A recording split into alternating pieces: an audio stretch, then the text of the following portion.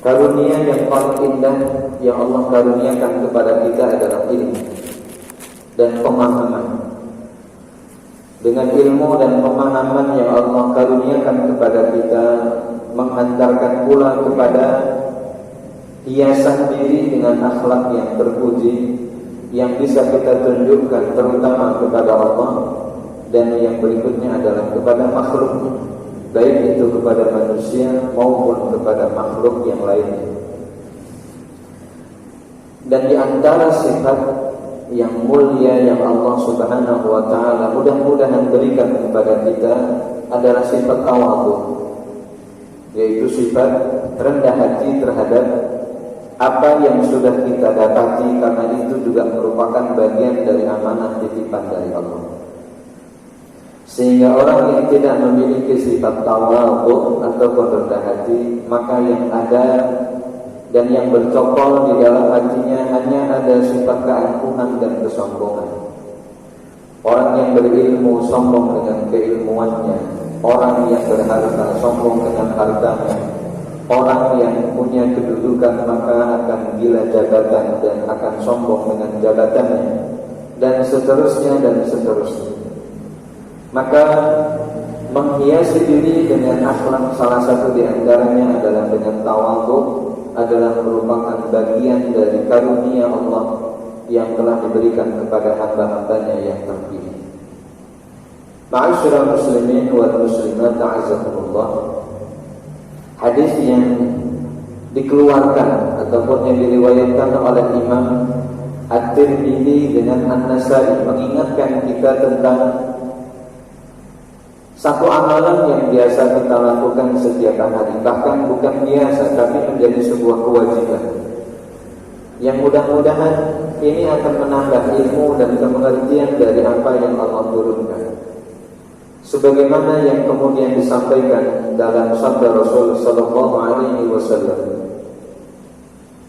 ketika ada seseorang yang datang kepada beliau, di mana orang ini adalah orang yang tidak asing bagi beliau karena kesehariannya memang bermuamalah dengan beliau. Bahkan beliau dikatakan sebagai ahli sunnah,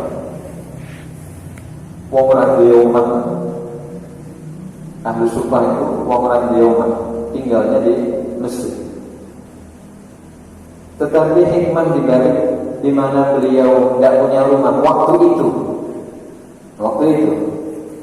Karena pada saatnya nanti ketika ilmu dan hikmah sudah ada di dalam qalbu hati beliau, Allah angkat derajatnya dengan Allah jadikan beliau sebagai seorang gubernur Madinah yang dulu tinggalnya di Mesir. Bahkan beliau juga diamanai untuk memegang tampuk jabatan tertinggi pada waktu itu, yaitu sebagai pemimpin di kota Madinah. Saat ketika Rasul sallallahu alaihi wasallam akan meninggalkan kota Madinah untuk berperang dengan orang-orang Quraisy, 1000 orang pasukan yang beliau bawa. Walaupun di tengah perjalanan 300 keluar, yaitu orang-orang munafik yang dipimpin oleh Abdullah bin Ubay bin Salul. Tetapi orang ini, sahabat ini diamanahkan oleh Rasul untuk megang jabatan sebagai pemimpin sementara, PJS, ya, diturunkan SK dari Rasul untuk dijadikan beliau sebagai pejabat sementara yang memegang pimpinan tertinggi di kota Madinah. Beliau adalah Abu Hurairah, ya, Abu Hurairah. Jadi orang yang kita ceritakan ini adalah sahabat Rasul yang bernama Abu Hurairah, yang punya nama asli Abdurrahman bin Sakhar Ad-Duzi. Apa yang kemudian disampaikan? Ini sa'atullah an yarzuqani jalisan salihan fahaddathini bihadithin sami'tahu min Rasulillah. Jadi pertama ada orang yang datang kepada Abu Hurairah, lalu Abu Hurairah pernah mendengar apa yang disampaikan oleh Rasul sallallahu alaihi wasallam. Jadi sebab buruk dari hadis ini adalah dari seseorang yang datang kepada Abu Hurairah lalu orang itu minta petuah, minta wejangan terhadap apa yang pernah beliau dengar dari Rasul Sallallahu Alaihi Wasallam. Artinya orang ini tidak dengar langsung dari Rasul, tapi lewat Abu Hurairah. Nah, orang itu bernama Quraisy bin Qabisah. Quraisy bin Qabisah. Lalu kemudian beliau menyampaikan begini. Artinya Abu Hurairah menyampaikan apa yang didengar dari Rasul Sallallahu Alaihi Wasallam. Inna awwala ma yuhasabu bihil 'abdu yaumal qiyamah min 'amalihi salatu. Sesungguhnya amalan pertama yang akan dihisab pada hari yaumul qiyamah dari amal. Min menunjukkan dari rangkaian amal perbuatan yang nantinya akan diperhitungkan. Jadi sebelum perhitungan amalan-amalan yang lain yang pernah dilakukan oleh manusia yang beriman kepada Allah tentunya, yang pertama kali ditanya itu adalah tentang salatnya. Fa in salahat faqad aflaha wa anjah. Kalau ternyata salatnya baik, lewat pertanyaan-pertanyaan yang disampaikan dan bisa dijawab dengan baik, maka ia mendapatkan kategori 2, aflah wa anjah. Aflah itu berarti orang yang menang, dan orang yang menang itu identik orang yang bahagia. Aflah wa anjah. Wa in fasada, dan kalau ternyata salatnya rusak, faqad khaba wa khasir, maka dia adalah orang yang kalah terhadap hawa nafsunya karena salatnya tidak benar, dan karena ia dinyatakan kalah maka ia adalah orang yang merugi. Fa in taqasa min fardhatihi syai'un, kalau ada yang kurang dari amalan salatnya, kata Rasul, artinya masih diberi kesempatan untuk mendapatkan peluang kebaikan yang lain. Kalau ada amalan sholat wajibnya yang kurang sempurna untuk ia dapatkan dari sisi pahalanya, karena mohon maaf mungkin ada beberapa rangkaian kegiatan, kegiatan di dalam sholat ada yang tidak sempurna. Entah kita terlalu cepat mendahului imam, atau terlalu lambat mendahuluinya atau mengikutinya, atau mungkin ada bacaan yang kita tidak baca sebagaimana yang dibaca oleh Rasul Sallallahu Alaihi Wasallam, atau dari sisi keadaan masbuk mungkin, ya masbuk, ya nggak banyak keluarkan dari sholat subuh, masbuk, masuk masjid di bagian imam hanya tinggal tahiyat akhir, tasawuf akhir, masih dikatakan sholat berjamaah. Nah, pahalanya itu apakah sempurna dengan orang yang mengikuti imam dari awal, dari takbiratul ihramnya? Tentu tidak. Pasti jawabannya tentu tidak. Walaupun kita tidak tahu, tanda kutip gitu ya, angka nominal atas predikat reward penghargaan yang Allah berikan kepada setiap orang-orang yang sholat. Tapi soal bagian jatah masing-masing yang Allah berikan kepada mereka yang menyempurnakan sholatnya bersama dengan imam, atau yang mengikuti imam tapi tidak sempurna, maka ini adalah soal hak prerogatif Allah yang kemudian tidak diketahui oleh makhluk. Tetapi Rasulullah mengatakan begitu dengan narasi umum yang disampaikan. Kalau ada yang kurang dari amalan fardunya, qala ar-Rabbu azza wa jalla, maka kemudian Allah Subhanahu wa taala mengatakan, apa yang Allah sampaikan? Unzuru wahai para malaikat, sekarang kamu lihat, hal li'abdi min tatawwu, hal li'abdi min tatawwu, kamu lihat hambaku yang tadinya ketinggalan sholatnya atau yang masbuk, apakah dia pernah mengerjakan sholat tatawwu? Tatawwu itu berarti sholat sunnah yang bersifat umum, bukan hanya saja rawatib yang mengiringi sholat wajib, tapi semua sholat sunnah yang pernah dikerjakan, dicontohkan oleh Rasul Sallallahu Alaihi Wasallam masuk kategori sholat tatawwu. Nah, hamba itu mengerjakan sholat tatawwu apa enggak?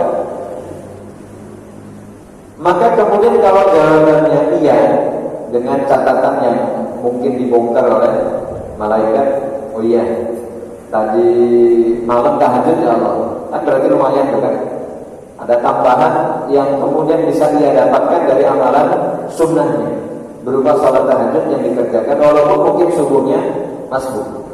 Jadi boleh dikatakan sholat subuhnya yang masbuk itu pahalanya akan Allah tambahkan kalau dari yang kurang. Dari mana? Dari amalan sholat tahajud. Tapi kalau tidak, ya malaikat juga akan mengatakan dari mana mau ditambahkan ya Rasul. Tadi malam tidak tahajud.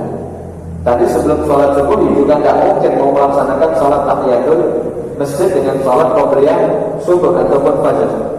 Orang subuhnya aja telat, gimana dia sholat qabliyah? Enggak, yang lain. Maka begitu dilihat catatannya masih ada catatan di hari yang kemarin, yaitu dia melaksanakan sholat qabliyah, zuhur ataupun ba'diyah.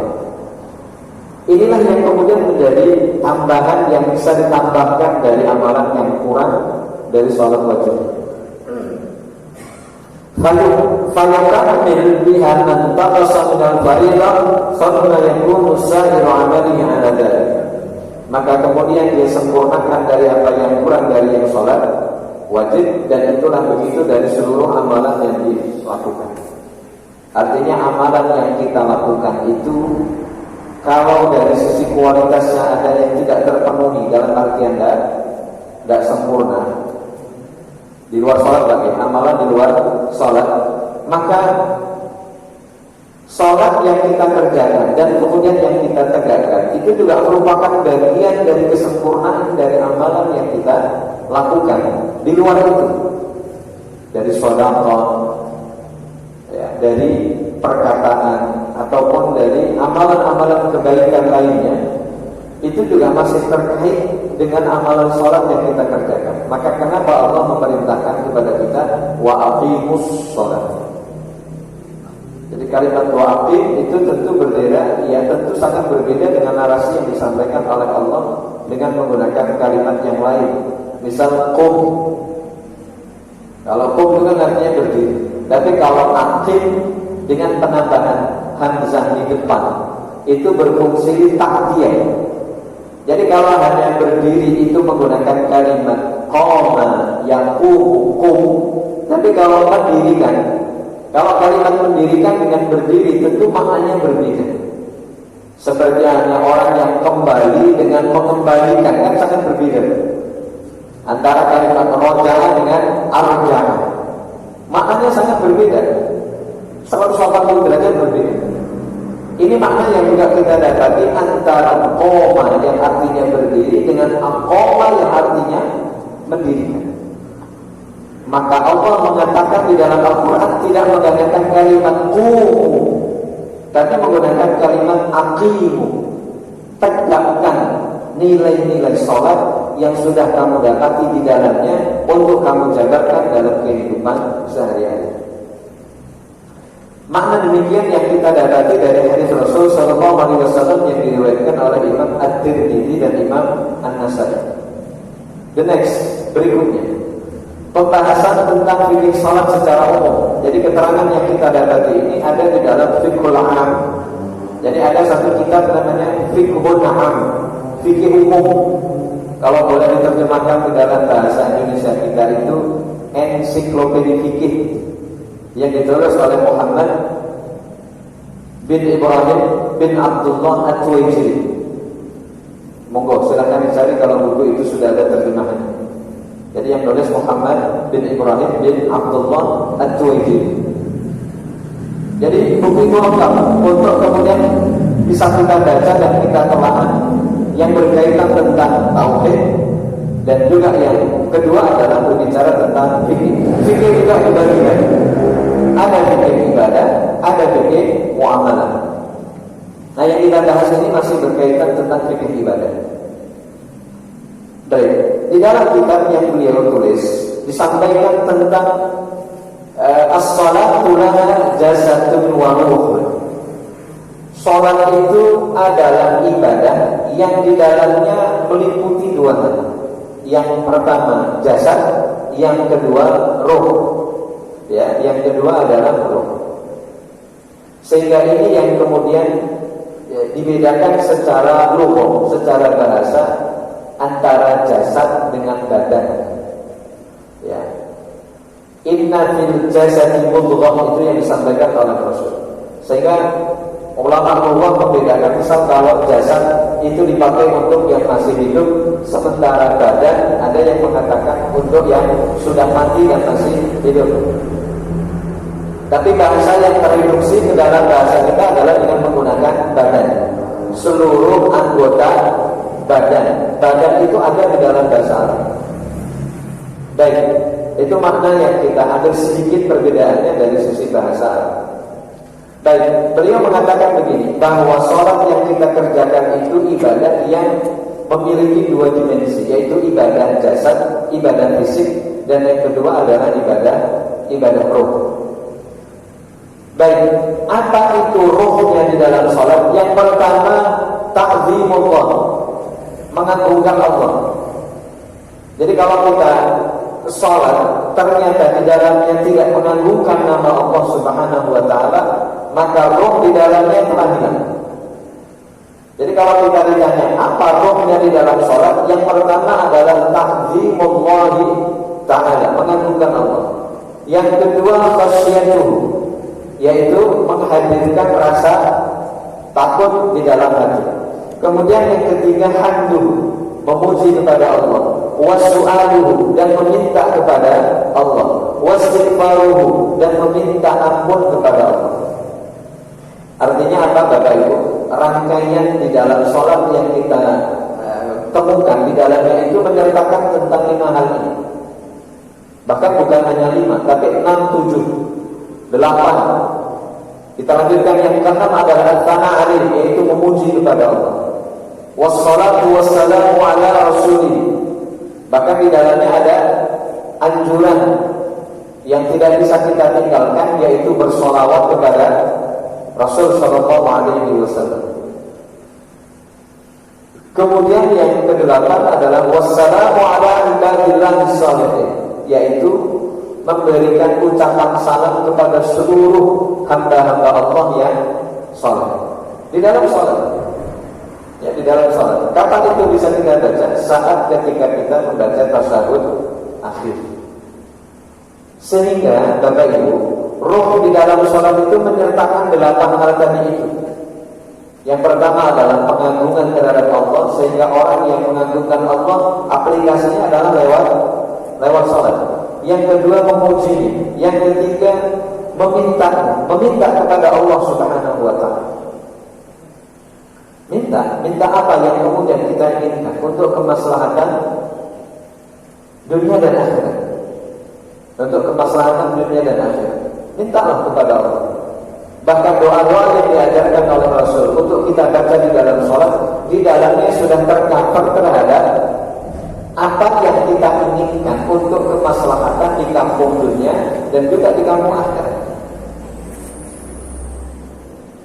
Seperti doa istiftah yang mungkin dibaca oleh sebagian kaum muslimin, innas sholati wa nusuki wa mahyaya wa mamati lillahi rabbil alamin, adalah merupakan ruang lingkup secara keseluruhan dari kehidupan manusia, dari kehidupan kita, bahwa ibadah kita, sholat kita, hidup kita, mati kita adalah untuk Allah, tidak untuk dunia, tidak untuk makhluk. Artinya seluruh amalan yang kita lakukan kita dedikasikan khusus untuk Allah. Jadi tidak berharap sama sekali datangnya pujian dari manusia.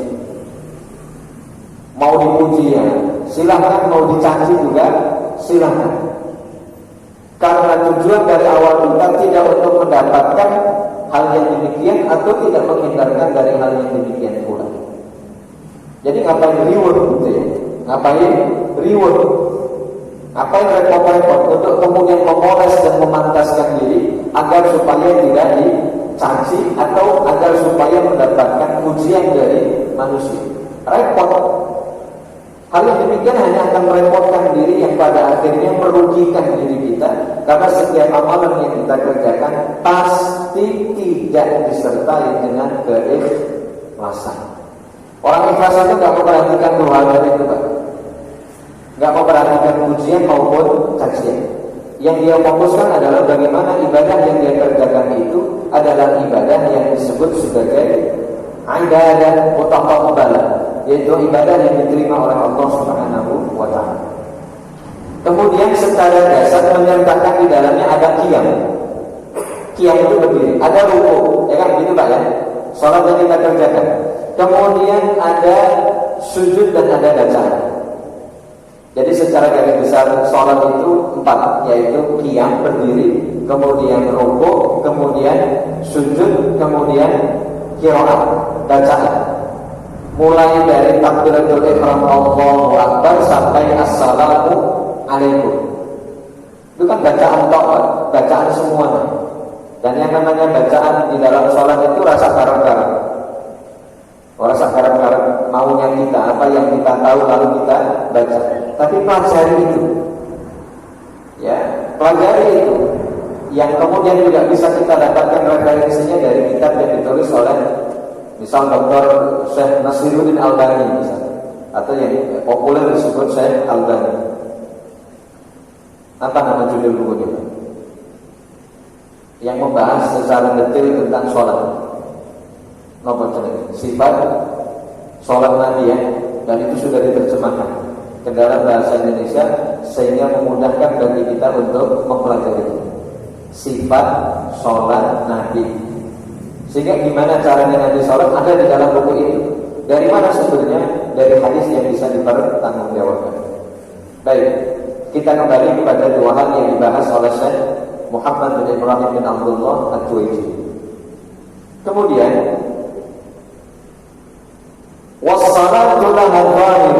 Kelanjutan dari poin yang pertama tadi, bahwa salat adalah merupakan ibadah fisik seperti halnya berdiri, kemudian duduk, kemudian rukuk, kemudian sujud, dan seluruh amalan-amalan yang dikaitkan dengan salat baik perbuatan maupun ucapan. Walaha, dan bagi salat itu sendiri juga ada amalan hati, ada amalan batin. Wa yakunu bi ta'zimillahi wa takbirihi wal khusyu'i lahu, yaitu dengan cara apa? Mengagungkan Allah, membesarkan Allah, lalu kemudian khusyuk terhadap salat yang dikerjakan, wa mahabbatuhu, dan menghadirkan cinta. Salat yang kita tegakkan itu kan merupakan gambaran nyata atas wujud dan hadirnya cinta kita kepada Allah Subhanahu wa taala. Tidak ada salat, tidak ada cinta, kan begitu ya Pak? Karena bahasa umum yang kita tahu bahwa cinta butuh apa Pak? Cinta itu butuh aksi nyata dan pengorbanan. Dan pengorbanan kita kepada Allah adalah ya wa mamati lillahi rabbil alamin. Hidup dan mati kita adalah untuk Allah, sebagaimana salati wa nusuki lillah. Wa ta'atihi wa hamdihi wa tana'i 'alaihi wa dhilli wal intisari baina yadayhi. Lalu kemudian sampai memuji Allah dan kemudian merendahkan diri di hadapan Allah. Maka tadi open statement, kalimat pembuka pertama yang kita hadirkan adalah bagaimana menghiasi diri itu dengan akhlak yang terpuji. Salah satu di antaranya adalah tawadhu. Dan saat ketika ruku, saat ketika sujud adalah merupakan pelajaran yang kita dapati tentang apa itu yang namanya tawadhu. Rendah hati, rendah hati, bahkan rendah diri di hadapan Allah Subhanahu wa taala. Al-dhil, menghinakan diri di hadapan Allah bahwa kita ini banyak salah, banyak dosa. Dan aku tidak sombong seraya mengatakan bahwa kita ini orang yang bersih, orang yang suci dari dosa dan salah. Enggak.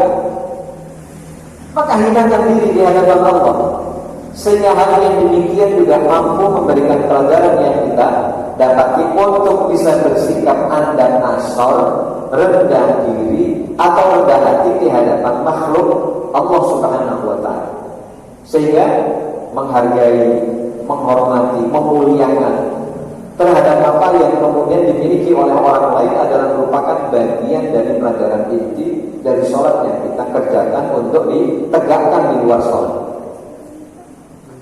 Kemudian yang kita dapati, fa in istaqama al-batinu bitauhid, Kalau batin itu sudah mantep terhadap nilai ketauhidan dan keimanan kita kepada Allah, istaqama zahiru bi kamalil ta'ati wal 'amal. Jadi semakin lurus banget.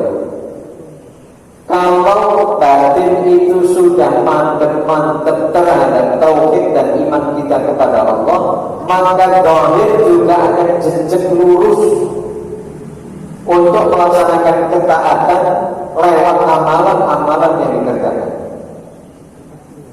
Kalau ada perbuatan kita yang salah dan silap, itu karena bukan perkara yang sengaja. Jadi kalau ada dosa yang kita kerjakan, itu bukan karena unsur kesengajaan. Karena bukan unsur kesengajaan. Kenapa? Karena sudah didirikannya dengan kamalul qaul, kesempurnaan di dalam ketaatan.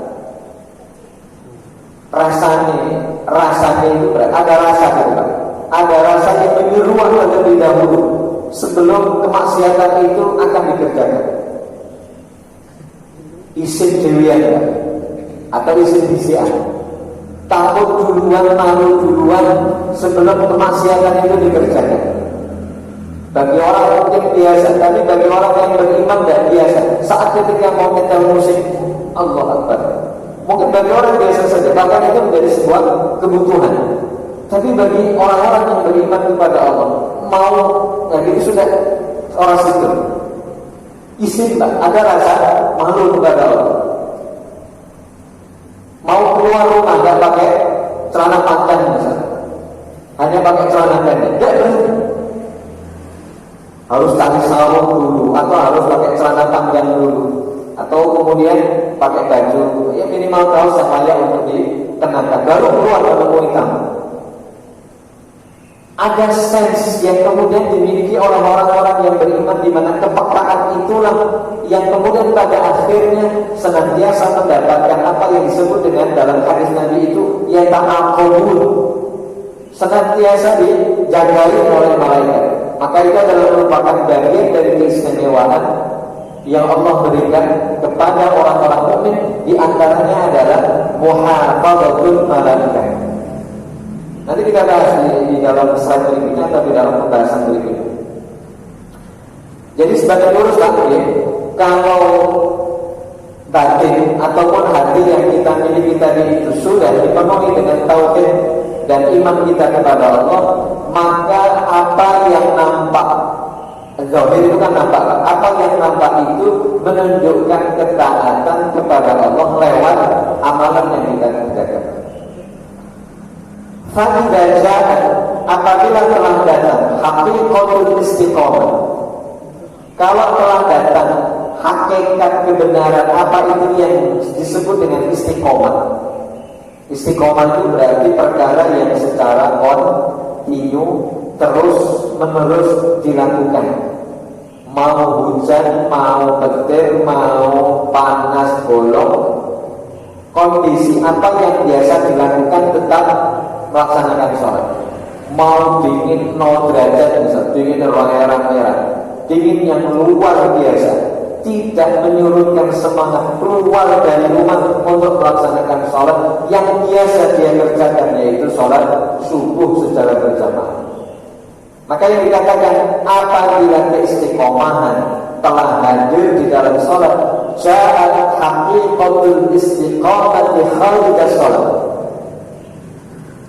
maka akan datang hakikat istiqomah di luar sholat. Kalau di dalamnya istiqomah, di luarnya juga demikian. Maka istiqomah di dalam sholat juga bisa dilihat dari berbagai hal, Bapak Ibu. Dari bagaimana dia mengerjakannya, apakah dikerjakannya senantiasa di masjid atau fluktuatif itu. Yuk kadang di masjid, ya di masjid, kalau orang bukan masjid kadang di masjid, kadang di rumah, atau kadang juga tidak dikerjakan. Jadi berdasarkan dengan angin yang berhembus, kadang ngetan, kadang ulon, kadang ke utara, kadang ke selatan. Orang gimana? Di masjid ya kadang-kadang. Ketika kadang-kadang dari sholat yang dikerjakan, maka jangan harap ada keistiqomahan di dalam hidup. Maka kalau ada orang ingin istiqomah dalam hidup, gampang, istiqomahkan saja sholatnya. Orang yang sudah istiqomah di dalam sholatnya, maka ia akan mendapatkan keistiqomahan di luar sholat, artinya di dalam kehidupan. Maka banyak ulama yang mengatakan kepada kita, diantaranya apa? Nek umpomo urip umuran marik dan dari sholatmu. Kalau hidupmu itu umuran marik, kocar kacir, kurang benar, maka silakan perbaiki. Hal yang pertama yang kamu perbaiki adalah sholat. Sehingga kalau mau perbaikan hidup, perbaiki sholat. Sehingga kalau ada orang yang mengatakan, ya Allah, dia curhat gitu Pak, curhat ke kawannya ini, Pak, saya ini berusaha untuk mendekat diri kepada Allah, walaupun dia tidak menyampaikan langkah real dari usaha, upaya yang dia lakukan untuk mendekatkan diri kepada Allah itu bagaimana caranya. Tapi ada yang dia contohkan, saya sudah mulai rajin baca Quran, saya sudah rajin mulai baca Quran. Terus sholatnya gimana Mas? Artinya sholatnya gimana Pak? Gitu ya. Tanya kawannya itu. Lalu kemudian dia mengatakan, kalau sholat ya, kalau sudah kata ya berarti belum istiqomah. Ya sudah mulai sering lah Pak di masjid, tapi belum istiqomah banget. Jadi dari 5 waktu itu mungkin yang dia kerjakan di masjid itu hanya 4, satunya di rumah. Kalau 5 dikerjakan 4, sempurna atau tidak? Enggak. Istiqomah enggak. Istiqomah itu jejak, mantap, madep, lurus. Itu namanya istiqomah. Kalau 5 menjadi perintah, dikerjakan semuanya. Kalau 5 menjadi contoh yang pernah disampaikan oleh Rasul, itu dikerjakan di masjid, jadi dikerjakan di masjid. Maka keistiqomahan itu adalah hal yang kita kaitkan dari kata pangkalnya, yaitu qoma. Qoma itu artinya ngadeg, maka tadi itu bahasanya diubah-ubah dalam bahasa Arab dengan penambahan apa? Penambahan huruf. Kita itu kalau belajar bahasa Arab akan mendapatkan keindahan yang luar biasa di dalamnya. Qoma ngadeg, akoma ngedeg, itu Pak ya. Akoma mendirikan, koma berdiri. Istiqomah diartikan jejak, tegak berdiri dengan menambahkan alif, sin dan ta. Istiqomah. Jadi jumlah hurufnya ada berapa? Istiqomah. Ada 7 atau 8? Ada berapa istiqomah? 7 atau 8? Ada 6. Alif, sin, ta, qaf, alif, mim. Istiqomah itu ada di dalam rangkaian dari sholat yang kita kerjakan, yang kita tegakkan. Dikerjakan di sini, kita tegakkan di luar. Jadi membahasakannya berbeda. Kita kerjakan di dalam masjid, lalu kemudian kita tegakkan di luar masjid. Apa yang ditegakkan di luar masjid?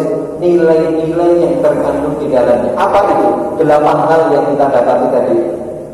Ya, mulai dari ta'zimullah, mengagungkan Allah, wa tsana'u alaihi, memuji kepada Allah, wal hamdu alaihi, kemudian istighfar, minta ampun kepada Allah, kemudian bersalawat kepada Nabi, lalu kemudian mengucapkan salam kepada seluruh kaum muslimin, terutama mereka orang-orang yang saleh. Sehingga kalau boleh kita katakan, datangnya keistiqomahan hidup berawal dari keistiqomahan dari salat yang kita tegakkan. The next berikutnya, ladzzatul ibadah, yang kemudian kita sebut sebagai nikmatnya ibadah. Ladzah itu berarti nikmat. Dalam bahasa kita juga ada yang namanya ladzat, ya, lazis. Sehingga diplesetkan di dalam bahasa kita menjadi mie ayam lazis gitu. Lazis itu pakai dal, ya, tapi kemudian diplesetkan pakai z, ya. Makanan ini lazis, ya, gitu ya. Itu sebetulnya lah, bukan pakai za. Apa Pak rasa makanan ini? Lazis, gitu. Pesannya kan lazis, bukan lazis. Kalau lazis itu lembaga merisahkan swasta gitu ya. Tapi lazis, kalau bahasa Indonesia kan delicious gitu Pak ya. Kan yang kemudian ini yang kita cari dan ini yang kita rasakan. Dengan makan bisa setiap hari itu apa yang ingin didapatkan? Enak, enak makan. Orang kalau sudah tidak enak makan itu hanya sekedar menggugurkan kewajiban untuk memenuhi kebutuhan fisik supaya tidak sakit. Dan biasanya orang yang sudah sakit tidak bisa merasakan enaknya makan. Dan kalau sudah tidak merasakan enaknya makan, ngapain makan kan gitu ya? Atau temukan gimana caranya supaya bisa mendapatkan indahnya dan enaknya makan. Itu yang juga ingin kita upayakan. Bagaimana sholat, bagaimana ibadah yang kita tegakkan itu mendapatkan nikmatnya ibadah kepada Allah. Jadi ada orang yang kemudian habis sholat itu tidak terasa apa-apa. Dalam arti tidak terasa apa-apa itu ya kering dari mana? Habis yang ya sudah tidak ada pengalaman spiritual, tidak ada pengalaman apa yang kemudian bisa ia tuangkan dalam aplikasi sehari-hari. Jadi hanya sebatas pengguguran kewajiban karena dia tidak mendapatkan ketenangan dan kebahagiaan di dalam sholat. Baik, kuncinya adalah ini Pak. La sa'adata wala tuma'ninata wala ladzata lil qalbi. 3 hal yang disampaikan, dikunci sama beliau. Tidak ada kebahagiaan, tidak ada ketenangan, tuma'ninah, dan tidak ada yang disebut dengan enaknya hati. Enaknya hati itu berarti identik dengan ketenangan. Illa bil imani billahi wahdah, kecuali dengan beriman kepada Allah. La syarika lahu, dengan tidak menyekutukan Allah Subhanahu wa taala. Lalu dari sisi aplikasi ibadah, wahidatullahi wahdahu la syarika, dan kemudian menyembah Allah dengan juga tidak menyekutukan Allah. Wa mahabbatuhu wa ta'atuhu wa dzikruhu, yaitu cinta kepada Allah, taat kepada Allah, merendahkan diri di hadapan Allah, wa tawakkal alaihi, dan berpasrah diri hanya kepada Allah. Lalu yang demikian akan mendatangkan 3 hal. Yang pertama kebahagiaan, yang kedua tumakninah. Tumakninah itu berarti antar kan. Kemudian yang ketiga adalah ladzatul qalb. Ladzah itu berarti enaknya hati ketika dia mengucap dan mengecap.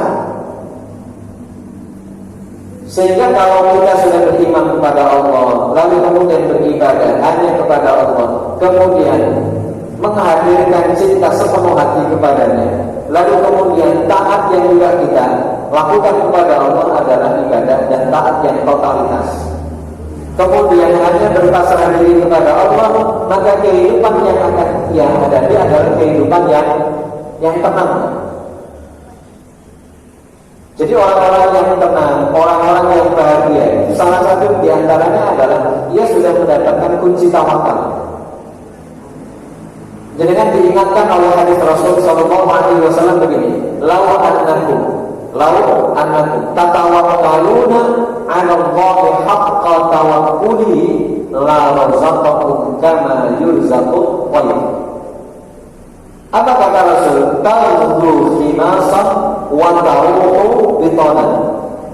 Kalau kamu betul-betul bertawakal kepada Allah, memasrahkan seluruh urusan hidupmu hanya kepada Allah, maka pasti akan dijamin rezekimu oleh Allah. Perhatikan Bapak Ibu, rezeki bukan hanya identik dengan materi. Dicatat ini, rezeki itu tidak harus dengan duit, tidak harus dengan materi. Tetapi rezeki itu karunia yang Allah berikan, yang membuat nyaman, yang membuat kita tenang. Itu rezeki dari Allah. Maka kata Allah, pasti Allah akan memberikan rezeki kepada dirimu kama yurzaqut thayru, seperti halnya burung. Coba Rasul sallallahu alaihi wasallam nyontoknya, menganalogikan manusia dengan burung. Perbandingannya jauh atau dekat? Jauh banget. Burung kecil gitu ya. Ini yang bebas ya. Bukan burung yang di dalam sangkar. Oh, jadi melas kan. Burung-burung yang masuk dalam sangkar itu melas. Kasihan sebetulnya. Dikatakan kasihan itu apa? Karena kebebasannya terbatas. Identik. Burung itu kan identik dengan terbang. Dia punya sayap itu untuk terbang. Walaupun itu perkara yang diperbolehkan, tapi kata diperbolehkan kan juga dengan catatan diurusi, diopeni, diperbaiki, sanggar yang ada kemudian dikasih makan. Sehingga kalau Anda dikasih sanggar kecil, lalu dikasih makan tiap hari, jadi tidak cukup. Kalau mau dibuatin sanggar itu ya ukurannya yang luar gitu, seperti di alam bebas.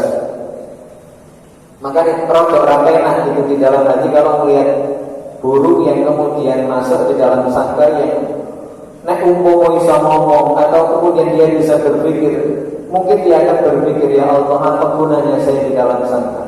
Kebebasan saya terbatas. Buat apa saya kanan kiri yang ada yang Allah berikan kepada saya?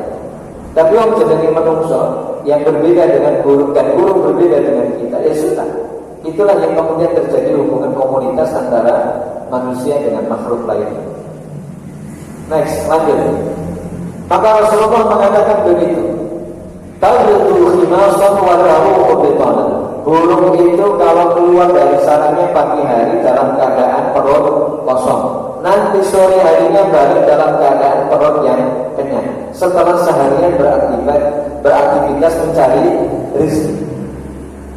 Kalau kamu juga sama seperti itu, engkau bertawakal kepada Allah sembari ikhtiar berangkat pagi pulang sore, maka ketika kau dalam keadaan perut yang kenyang, cukup untuk memenuhi kebutuhan dirimu dan keluarga, seraya bersandar dan bertawakal kepada Allah, itulah hakikat dari yang namanya memasrahkan tawakal, memasrahkan urusan kepada Allah. Sehingga kalau itu yang kita dapati dan kemudian ini menjadi penghias dan menjadi hiasan di dalam hati, tenang Pak yang ada. Maka kalau kita ditanya, Pak, gimana caranya agar hati kita menjadi tenang? Kuasai ilmu tawakal, kuasai ilmu sabar, ya, kuasai ilmu khasyatullah wa mahabbatuh, kuasai ilmu bagaimana kita takut kepada Allah dan juga menghadirkan cinta kepada Allah.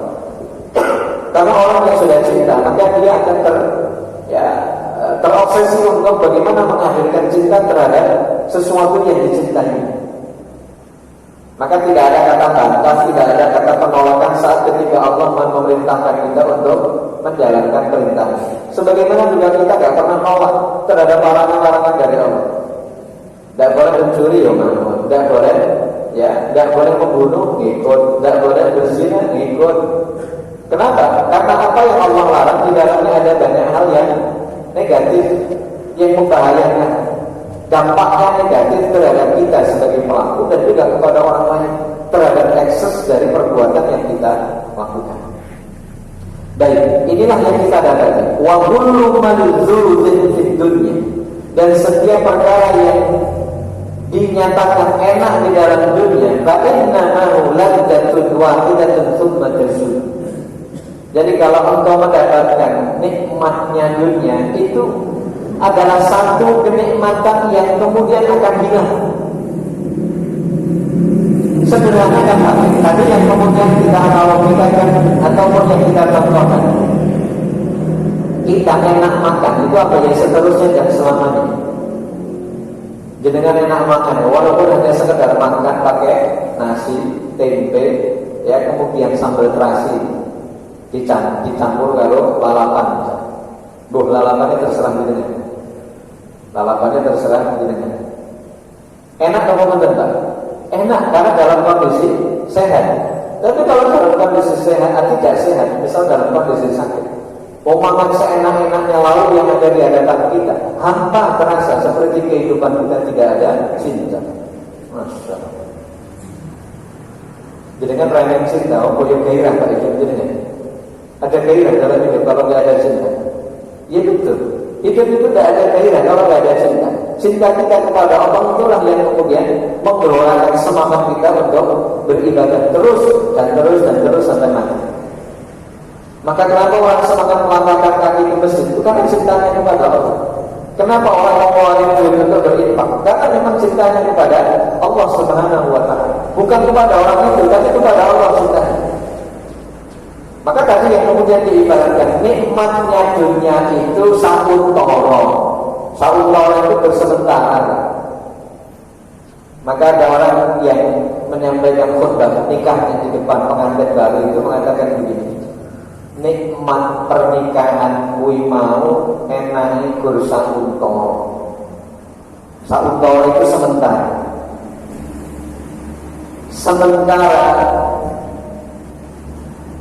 Harmonisasi di dalam rumah tangga itu seperti hal orang Jawa yang mengibaratkan nikmatnya pernikahan kuwi mau gur sarendeng.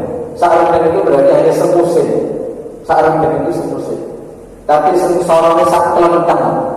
Gitu ya. Sarendeng kalau sak kelentang. Sak kelentang itu berarti terus-menerus menyertakan dalam kehidupan kita di dalam rumah tangga. Tapi jangan khawatir bahwa kesusahan, kesulitan yang dihadapi bersama antara suami dan istri itu ada ribut penghargaan yang Allah berikan berupa pahala.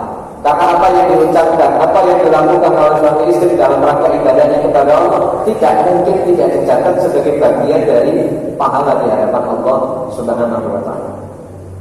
Nah, ini yang kita dapati, nikmat di dunia itu sementara, kecuali hanya satu yang selama-lamanya akan mendapatkan kenikmatan yang abadi, yaitu apa? Al-ibadatu billah. Ibadah kita kepada Allah adalah nikmat yang tidak akan pernah hilang dalam kondisi dan dimanapun kita berada. Jenengan loro, saya sakit, jenengan sakit. Apakah masih diperintahkan untuk sholat? Masih kan? Kita tidak bisa duduk, ya sudah berbalik. Ketika kita dalam keadaan berbalik, tidur, miring, lalu kemudian kita bertakbir kepada Allahu Akbar dalam kondisi lemah, dalam kondisi sakit, lalu kemudian kita memaknai nilai sholat yang kita kerjakan, itu mendapatkan nikmat yang luar biasa dalam kondisi sakit yang kita rasakan, dalam kondisi sakit yang kita alami. Sehingga jangan pernah lepaskan kewajiban sholat itu sampai kemudian Allah sudah memisahkan roh dari raga yang kita miliki. Kalau sudah roh itu sudah terpisah dari jasad, terpisah dari raga, baru kita sudah tidak berkewajiban lagi untuk mengerjakan apapun dari syariat yang Allah wajibkan. Sehingga kalau orang yang melaksanakan sholat itu ia kerjakan dalam kondisi sakit, tapi sudah ia tahu nilainya dari apa yang kemudian ia pelajari dari sholat, maka ia akan mendapati apa yang kemudian disebut ladatul ibadah. Dia akan mendapatkan enaknya ibadah di dalam kondisi apapun. Kemudian nikmatnya ibadah kepada Allah itu bisa dirasakan dalam 3 hal. Yang pertama, idza kunta fiha, apabila engkau berada di dalam ibadah yang dikerjakan. Misal, sedekah dianjurkan untuk dikerjakan, lalu kemudian kita bisa melakukannya, maka bahagialah kita. Karena termasuk bagian dari orang yang diberi kesempatan oleh Allah sebagaimana kesempatan yang Allah telah berikan kepada yang lain. Berbahagialah kita. Jadi itu kenikmatan pertama saat ketika tangan bisa kita gunakan untuk mengeluarkan uang dari kantong, lalu kemudian kita masukin ke kotak infak pada hari Jumat misalnya. Itu yang disebut dengan kenikmatan pertama di dalam ibadah. Saat ketika kita bisa berpartisipasi dengan yang lain dalam melakukan kebaikan. Jadi kalau kita ditanya kapan nikmatnya ibadah itu kita rasakan saat kita bisa melaksanakan ibadah itu bersama dengan yang lain atau tidak. Yang kedua, wa idza tadakkarta annaka adaita. Yang kedua adalah kamu ingat bahwa kamu sudah pernah menunaikan ibadah itu. Jadi ada memori yang tersimpan di dalam apa? Dalam pikiran kita bahwa kita pernah melakukan ibadah atau ibadah itu yang terus-menerus menjadi ingatan kita. Maka nikmat kedua yang kita rasakan adalah ketika kita masih bisa mengingat terhadap ibadah yang pernah kita kerjakan. Kemudian yang ketiga ini yang paling besar, nikmat yang tiada tara yang kita dapati dari Allah. Apa itu? Wa idza utita sawabuha al-sawaba. Ketika kamu dikasih pahala terhadap amalan yang kamu kerjakan, itu kenikmatan ketiga yang kita dapatkan. sholat yang kita kerjakan menuai pahala, itu nikmatnya luar biasa. Kita buka keran air sebagai konsekuensi karena jenengan sudah ngebor di depan rumah, sehingga sumber-sumber air yang di sekitaran itu sudah masuk ke situ semuanya. Tapi konsekuensinya jenengan buka keran di depan rumah, siapa yang butuh air dari rumah kita, monggo, bahkan disediakan selang. Ketika kita mendapatkan sedekah air berupa pahala dari Allah Subhanahu wa Ta'ala, itu yang disebut dengan ladzah tsalitsa, kenikmatan ketiga. Dan pahala itu Allah berikan di dunia, Allah tuntaskan di akhirat. Maka ketika balasan yang dituntaskan oleh Allah di akhirat itu sudah kita terima, itulah yang disebut dengan anti klimaks dari pahala yang Allah berikan saat ketika kita berjibaku, bersusah payah untuk melaksanakan nilai ketaatan kita kepada Allah dalam bentuk apapun, yakni qaulan wa fi'lan, itu baik ucapan maupun perbuatan. Inilah yang kita dapati Bapak Ibu dari pembahasan yang masih tidak seputar tentang masalah sholat. Artinya tidak akan pernah habis ilmu yang kita bahas yang berkaitan tentang sholat untuk tetap membangkitkan dan terus menyalakan semangat kita untuk beribadah kepada Allah lewat aplikasi rukun Islam yang kedua. Di pertemuan yang akan datang kita akan membahas tentang masalah hikmah tikrar shalawat khams, hikmah dibalik sholat 5 waktu yang dilakukan secara berulang-ulang. Kenapa tiap hari kita mengerjakannya? Kenapa ibadah itu tidak cukup sekali dalam setahun? Seperti ibadah puasa, ibadah zakat, atau bahkan seperti ibadah haji yang cukup sekali seumur hidup. Tapi kok kenapa sholat itu tuh bendino, Pak? Ya, kenapa sholat 5 waktu itu kok harus setiap hari? Bahkan 5 kali lagi. Subuh, zuhur, asar, maghrib, isya. Besok zuhur, ya besok subuh, terus begitu diulang-ulang. Bahkan kita melaksanakan sholat mulai dari dulu kenal sholat sampai hari itu saya hitung. Ya, mulai dari dulu sholat dikenalkan oleh orang tua kita, baik itu dikenalkan awalnya di rumah maupun akhirnya dianjurkan untuk di masjid, sudah nggak terhitung. Kok orang bosan-bosan kan gitu? Dan memang nggak boleh bosan. Supaya nggak bosan itulah perlu adanya ilmu yang kita dapatkan untuk membackup semangat ibadah kita kepada Allah Subhanahu wa Ta'ala. Sudah jam 6 kurang 10 menit, sepertinya sudah masuk waktu syuruk. Jadi di pertemuan yang akan datang kita akan bahas masalah itu dari satu kajian kitab yang sama, yaitu dari kitab Fikih Am atau ensiklopedia fikih yang kita terjemahkan di dalam Indonesia, yang ditulis oleh Muhammad bin Ibrahim bin Abdullah At-Tuwaisi. Mudah-mudahan ada manfaat yang bisa kita dapatkan, dan mohon maaf bila ada salah dan kekeliruan. Mari monggo sama-sama kita tutup dengan doa kafaratul majelis. Subhanallahumma wa bihamdika asyhadu an la ilaha illa anta astaghfiruka wa atubu ilaik. Wassalamualaikum warahmatullahi wabarakatuh.